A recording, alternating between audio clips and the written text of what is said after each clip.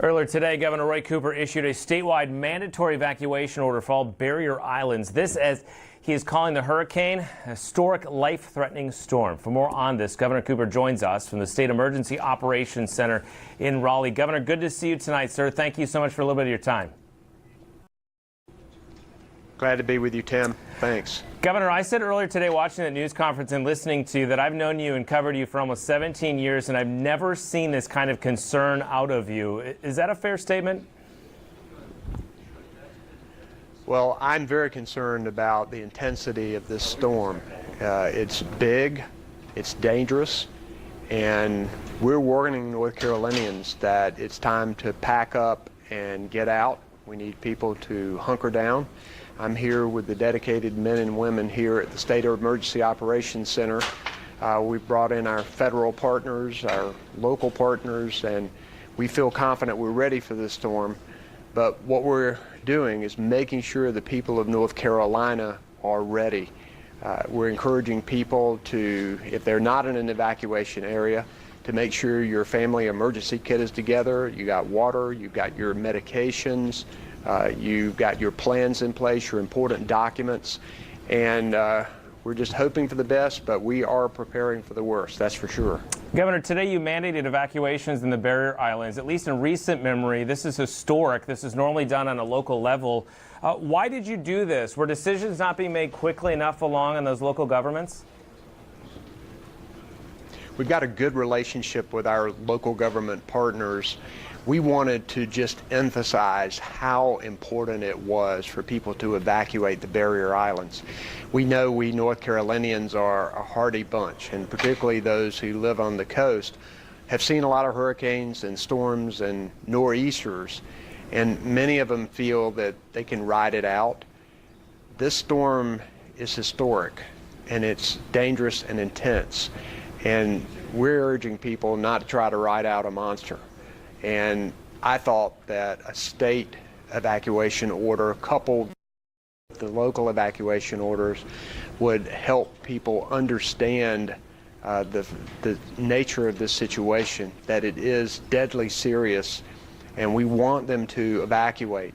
Now we're working to set up shelters and making sure that people are evacuated from these areas. We know there's going to be significant rainfall inland, and so we're waiting to make sure we are ready for significant flooding that we know people will have.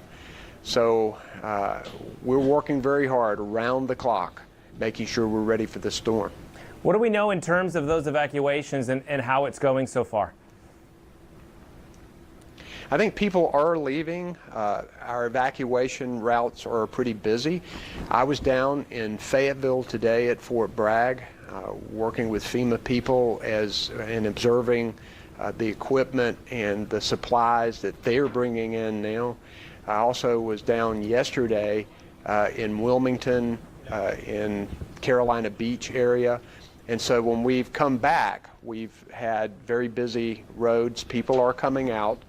And I know a lot of people are continuing to do that today and tomorrow, but it's beginning to get very late. The storm is getting nearer and nearer to North Carolina, and we know it's ferocious.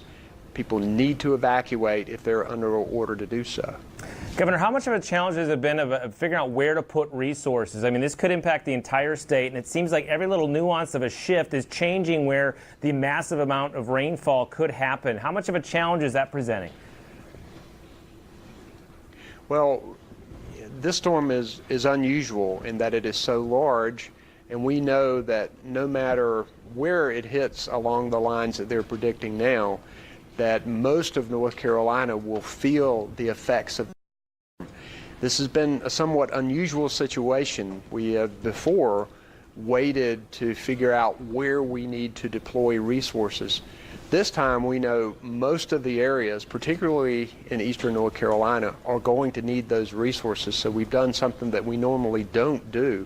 We have distributed a number of supplies and provisions already into different parts of North Carolina, because we know that roads may be impassable and that it may be more difficult after the storm comes through to get to those places. So we have already gone ahead and distributed a lot of supplies already, and they are at our staging areas, and I'm going to be heading up to Kinston tomorrow looking at the operations there. So we feel good about where we are. I've talked to the President, I've talked to the Secretary of Homeland Security, I've talked to the FEMA administrator, Brock Long, who's a native North Carolinian.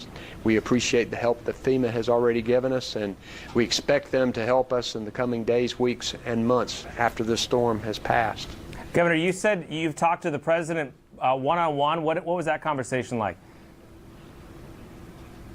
Well, he promised resources, whatever we needed to make sure that the people of North Carolina were safe and provided for, and we'll hold them to it. We're going to ask them to help us. It's going to be pretty significant. So he said that the federal government would be there, as did Administrator Long. So we're feeling good about where we are with our federal partners, and we know this storm is nearing. So we all have to work together, and neighbors are going to depend on each other as well. Make sure that you look after your family, look after particularly senior neighbors and family members that you have, and let's make sure we're all safe. We don't want to lose a single North Carolina life in this. No question about that. Governor Cooper, I know there's a lot to get done still before this storm hits. Thank you so much for a few minutes of your time tonight, sir. Appreciate it. Absolutely, Tim.